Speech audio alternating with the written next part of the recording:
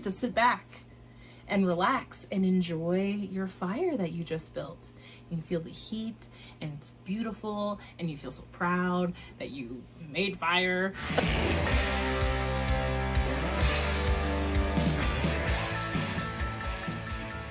Hi Taurus, happy birthday. Yay, Taurus season.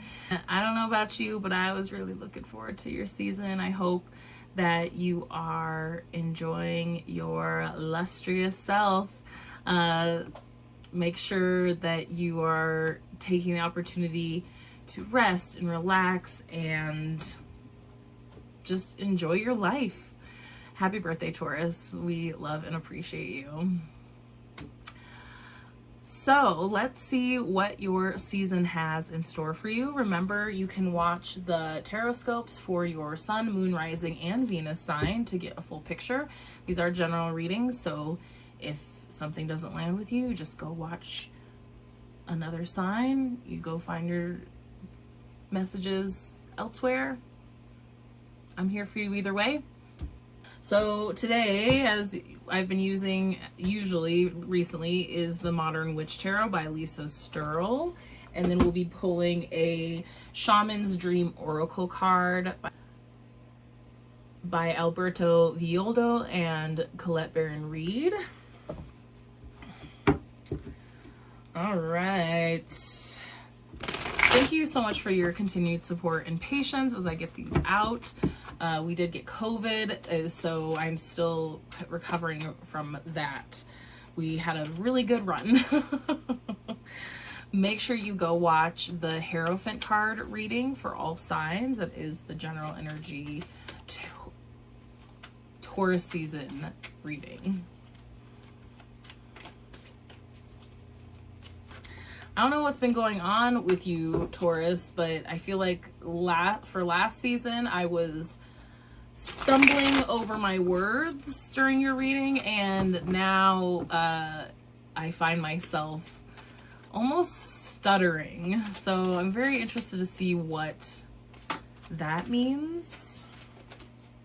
All right.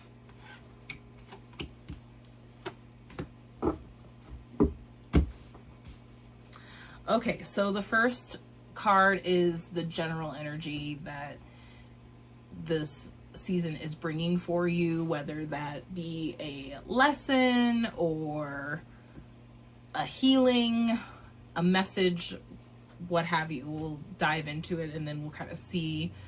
Usually these are like the hows and the whys and the whats, explanatory. Ooh, 3 of Wands in reverse. All right, Taurus. I think this is great for you, Taurus, because your season very much wants us to kind of stay at home a little bit right now. And that doesn't mean necessarily to just hide away and do nothing. It's really about grounding yourself and about making your home your sanctuary. It's really about making your home your sanctuary, your oasis. I keep hearing oasis in these readings, where it is that place that you want to go, where, you know, where after you've been out and about, it's that place you want to be. Your house should feel a certain way, and how we are viewing the world is starting a lot within ourselves, and that's really being reflected back to us during your season and throughout Gemini season. Definitely go watch the Hierophant card reading. So this is about not only establishing, you know, how you want to feel at home, but also establishing how you want to look at the world outside of you. And that's why those two things are interconnected. They are connected. How we feel inside ourselves reflects how we see the world.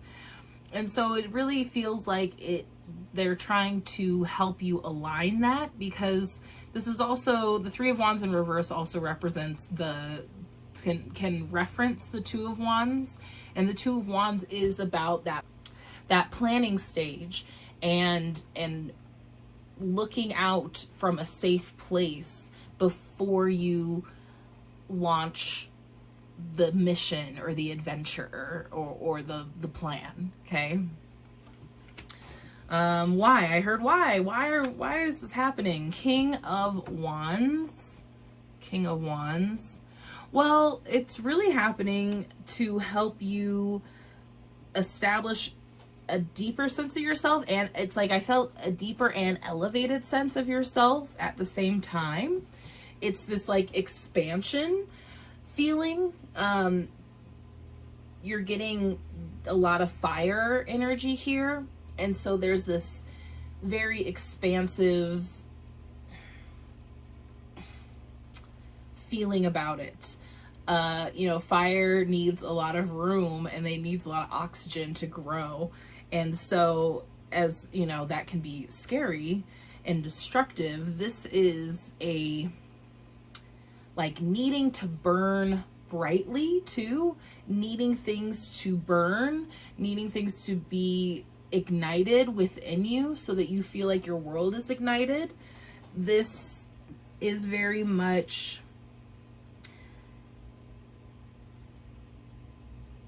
I just noticed too that their little fist is all balled up there, and they have kind of this look on their face like they're very determined and maybe even angry. But I'm not, it's funny, I saw the fist, I was like, okay, the fist is like an anger, and maybe you are angry. Maybe some people have there's a lot of things going on right now that make it very valid for you to be angry. But you have to figure out how to make that anger work in a positive way, or just make it work in general. If you just sit with it, it doesn't do any good, but fester. You need to let it take you somewhere. Let it breathe, let it expand. It feels like I noticed this fist, but it's feeling like you need to also let go a little bit. If you're clenching up and you're holding your breath, you can't think clearly, and you can't allow things to expand the way that they need to. It's this resistance, this holding on, this constriction, and you need to let it let it expand, let it move you, because it's trying to move you to higher elevated versions of yourself. So it could be scary, and it could, you know, be very outside of your comfort zone. But there's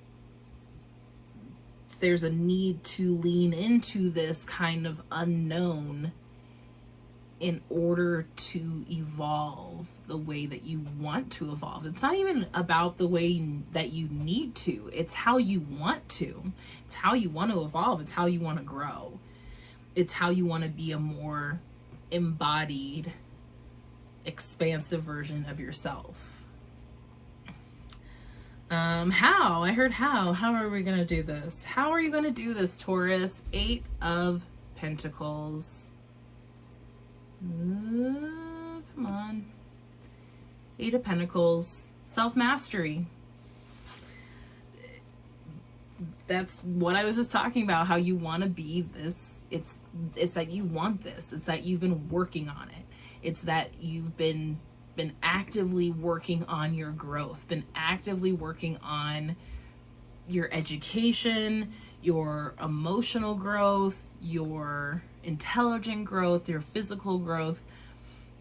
There is so much alignment here and expansiveness. I can't get away from this like expansiveness, and it's you being this fully realized version of yourself. It's like it's scary, but on the other side of it, your doubts have dissolved. Your self-doubts have dissolved. Any imposter syndrome that you have has dissolved. You've owned yourself. You've stepped into your power. You've owned your power. it's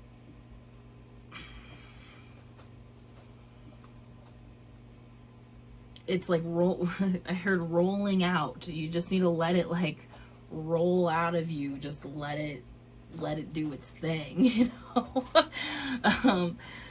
And you can keep doing the work too. You don't have to do so much because most of your season is eclipse season. So you don't have to do much right now. There will be plenty of time later to keep working on it. But it's like the work now is kind of just letting yourself be and letting things happen. It's this allowing it.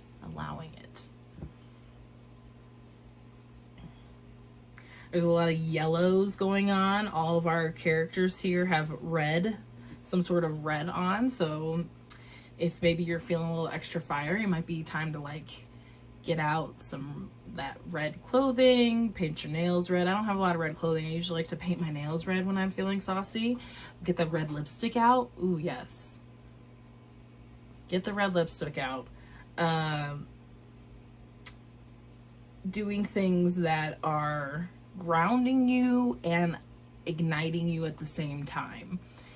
Just really diving into your season 2 and that pleasurableness. Finding the pleasure. Allowing yourself to feel the pleasure. Allow yourself to enjoy it. Allow yourself to feel joy and love. Not a time to punish yourself. Do not be punishing yourself right now. You've done so much work. You've been doing the work. So there's like okay, so it's like building a fire, since we have a lot of fire going on here for you. There's a lot of work that goes into building the fire and getting it going. You gotta like get your kindling down, and then you gotta get your, bigger sticks and then some logs over it. I was a Girl Scout. I love to build a fire. And then you gotta get it lit. And then you gotta keep feeding it oxygen. And then you gotta, keep it warm so that it ignites those bigger sticks, and then keep that going so it ignites the logs. And then it's going. You're like, woo, fire, we did it. And the work kind of lessens. But you have to keep feeding the fire to keep it burning. So remember that, like, you maybe don't have to do as much work, and you don't have to do it like, consistently in that moment, because when you're building the fire, it's consistent, and then you get to sit back and relax and enjoy your fire that you just built. And you feel the heat, and it's beautiful, and you feel so proud that you made fire. But then after a little while, the fire starts to die because it needs fuel. You got to give it food. You got to give it oxygen. You got to readjust your logs and sticks in there sometimes. And because if you just ignored it, then the fire would go out. And this is also about like making sure you're not completely snuffing out your fire, because you could do that too. You could move the logs wrong, and then it's gone, and you're like, now I gotta breathe on it again. Now I gotta work again. I gotta work a bunch again to get it up, get that fire up. Okay, I hope that analogy helps. Because I know that you're Taurus, you're not gonna be able to just stop doing things. You like to be active, even if it's slowly active. And so it's just about making sure that you're not doing too much work too. Like if you overwater your plant, the plant dies. Like sometimes you just gotta let things be where they are until they need you again. You still gotta kind of check in on things, but you gotta recognize when it's like, oh, that's doing its good thing over there. It's helping you find that balance of discernment also, okay? Finding that balance of work, action, non-action, rest, relaxation. Just when you're not motivated to do anything, what can you do? Can you, what pleasurable thing can you do? What have you been wanting to do? Get your coloring book out, read the book, watch the movie. Those little things. Bring yourself a little slice of joy, okay? All right, let's pull you a mystical. Oh, I have the first deck that these two wrote together, and it's the Mystical Shaman Oracle. And this is the Shaman's Dream. And so I almost called it the Mystical Shaman. That's also another great oracle deck I've used a few times. This is the Shaman's Dream, which has been a really cool deck too.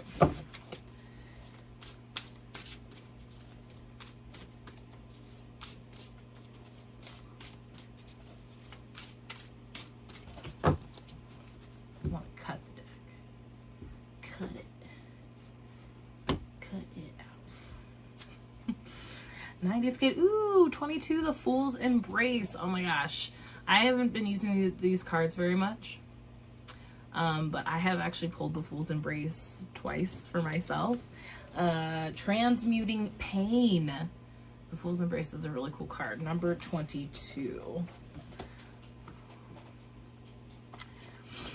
Fool's Embrace. Transmuting pain, allowing life to love you. See, that's perfect. The experience of both and. This is perfect for you, Taurus. The pain of life is sometimes unbearable. When we're in it, we think that pain, that loss, that betrayal will always be woven through our continuity of existence. We're kept hostage by the way we identify with the pain and what we make it mean. If we let it, it becomes etched into us like a tattoo. No matter where on the spectrum of pain you find yourself now, whether it be mild disappointment or searing loss, it's time to make peace with it. That's that felt the holding on and needing to let go. Befriend it rather than resisting it, running from it or judging it as bad or unfair or hostile. Can you see the gift that is here? Surrender to the Fool's Embrace, allowing the truth to envelop you in love and compassion. What if you could learn something amazing from this? What is truly yours will not pass you by. Something better and perfect for you is waiting elsewhere on the other side. If you could come to terms with the liberation and freedom inherent in loss, your broken heart might open you up to a greater sense of humanity and compassion. As in the narrative of tarot, the Fool will be at the beginning of your life's adventure and at the end when you've integrated all the wisdom you've accumulated along the journey. They will never let you down or lie to you. They will, however, teach you how to revel in both the beauty and desperation of life. Both and. This and that will always be true. Go watch the Hierophant card reading if you haven't. It's so much of this is reflected in that also. Remember the pearl can't be created without the gritty sand causing discomfort and acting as a catalyst in the oyster. Your pearl is discovered in radical acceptance that everything has value. All is well now and will be well. Remember that today as you feel the Fool's Embrace. Whew, that's a heavy card, but a good one. It also, while I was reading, it made me think of the first time, because it was talking about how these things can imprint on us. There are certain traumas that do imprint on us and are like tattooed on us. And we get tattoos to commemorate those things, to commemorate losses of people, especially. So the letting go and the tattoo symbolism made me remember the first time I ever got tattooed when I was 2021. I'm glad I waited, because those first tattoos I wanted to get as a teenager would have not aged well. So I'm glad I waited, but I remember that the artist, because it was my first time under the needle and it's painful. There's pain that comes with it. He was telling me about how the monks, I think it was the Buddhist monks, when they're enduring pain, and it always works for me when I get tattooed, it's if you brace up against it, if you tighten up your muscles, it's gonna hurt so much more. And that actually, like, because I think he noticed I was probably clenching my fists, because I'm like, oh, this freaking hurts. Oh, I don't know, like, I thought this is what I wanted. And he was like, if you relax and you don't brace up against it, it doesn't hurt as bad. And he's right. He was right. And I've gotten tons of tattoos since then, and I've done this every time I get tattooed, is I'll listen to music. A lot of time I'll sing. I like getting tattooed with my friends because they'll let me sit there and sing through the pain. Singing through the pain is like one of my favorite things to do when I get tattooed. But also the breathing, because there's adrenaline pumping through your body, and you're experiencing this pain. So I think it can translate to emotional pain also, is that if you're holding on to and bracing up against it, it's gonna be worse. It's gonna hurt more. You're gonna hold on to it longer. But if you relax and allow and trust that it's part of the process, that it's not something that's not supposed to be happening. You are supposed to feel pain on this plane of existence, especially when you have heartbreak, loss. We're supposed to experience that, because then it also shows you where things are great too. Oh my God, go watch the Hierophant card. I cannot say it enough. We talk so much about this, and I love this, Taurus. I love this for your season. I love this like grounding depth that you're bringing. And don't be afraid of it. It's your season. It's your time. It's your energy. You have the capability to do this, to transmute whatever it is that you're holding on to into your power, into this, allowing it to expand you. Okay? Very exciting. Please let me know what resonated with you, if anything came up for you. I'm always available for one-on-one readings. If you'd like to dive deeper into this, my links are attached. Thank you so much for being here. Please be sure to like, subscribe, share with a friend. Go watch your tarot scopes for your sun, moon, rising, and Venus sign. And I will see you for Gemini season. Bye.